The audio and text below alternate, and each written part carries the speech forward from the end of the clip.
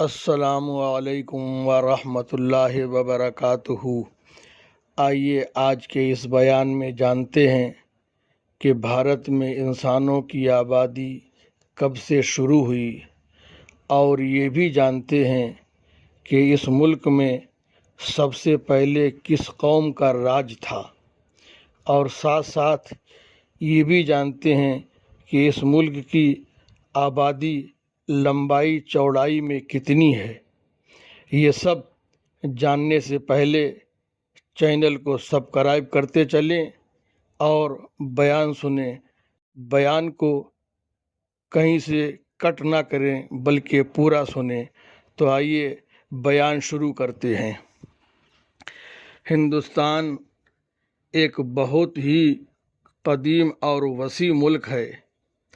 اس کو عربی میں ہند اور انگریزی میں انڈیا کہتے ہیں۔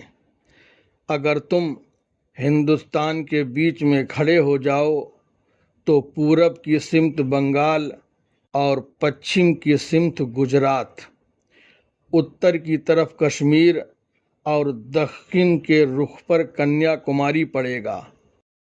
ہندوستان کی لمبائی کشمیر سے کنیا کماری تک 1950 میل ہے، اور گجرات سے بنگال تک چوڑائی 1560 میل ہے۔ اس بات کا ابھی تک صحیح پتہ نہیں لگایا جا سکا کہ اس ملک میں انسانی آبادی کب سے شروع ہوئی۔ سراغ لگانے والوں کا قیاس اور اندازہ ہے کہ آج سے تقریباً 5-6 ہزار سال پہلے ہندوستان میں کوئی قصبہ اور شہر نہیں تھا۔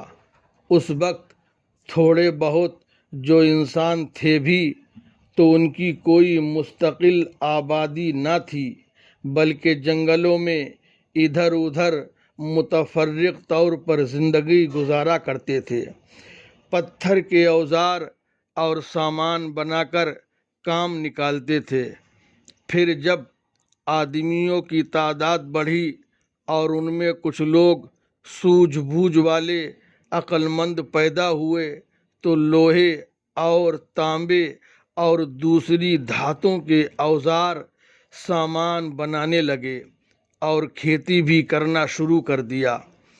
بتایا جاتا ہے کہ یہ لوگ جزیرہ نکوبار یا کسی اور جگہ سے یہاں آئے تھے، لیکن چونکہ ہندوستان میں بسنا اور رہنا انہی لوگوں نے شروع کیا تھا، اس لیے یہاں کے اصلی قدیم اور پرانے باشندے یہی لوگ کہے جا سکتے ہیں۔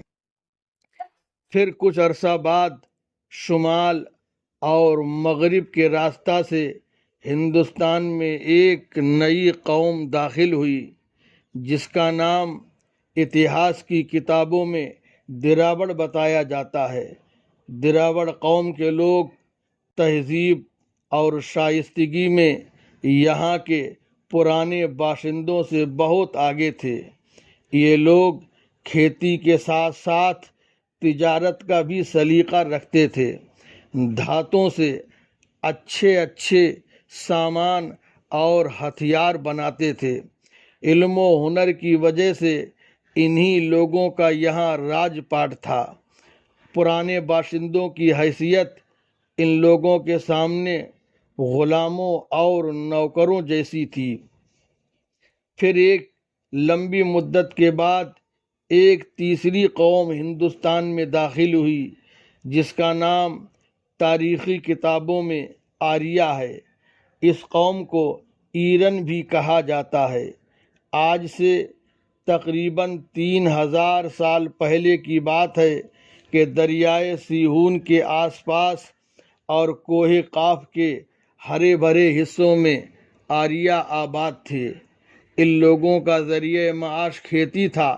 ان کی زمینیں زرخیز تھیں، غلہ افراط سے پیدا ہوتا تھا، لیکن جب ان کی آبادی بہت زیادہ بڑھ گئی تو روزی کی تلاش میں اس قوم کے ہزاروں لوگ اپنے وطن سے نکل پڑے اور ایران، افغانستان ہوتے ہوئے ہندوستان آئے، پنجاب کے سرسبز شاداب علاقے میں آباد ہوئے، پھر رفتہ رفتہ آگے بڑھتے گئے اور دریائے گنگا کے دو آبے پر بھی انہوں نے قبضہ کر لیا۔ اب یہیں سے بات سمجھنے کی ہے، آریہ قوم کے آنے سے پہلے یہاں دراوڑوں کا زور اور انہی کا راج تھا۔ پھر جب آریہ ہندوستان میں داخل ہوئے تو دراوڑ سے ان کی لڑائی چھڑ گئی، مگر چونکہ آریوں کی طاقت زیادہ تھی اس لیے دراوڑ لڑائی میں ہار گئے، شکست کھا گئے۔ جنگ ختم ہونے کے بعد جن دراوڑوں نے آریوں کی غلامی قبول کر لی وہ تو یہیں رہ گئے، باقی غیرت مند دراوڑ آریوں کے پنجے سے نکل کر ہندوستان کے جنوبی علاقہ میں چلے گئے اور وہیں کی بود و باش اختیار کر لی۔ آج کل ہندوستان میں جو قومیں سنتھال، بھیل، گونڈ وغیرہ کے نام سے جا بجا آباد ہیں وہ اس دراوڑ قوم کی اولاد ہیں۔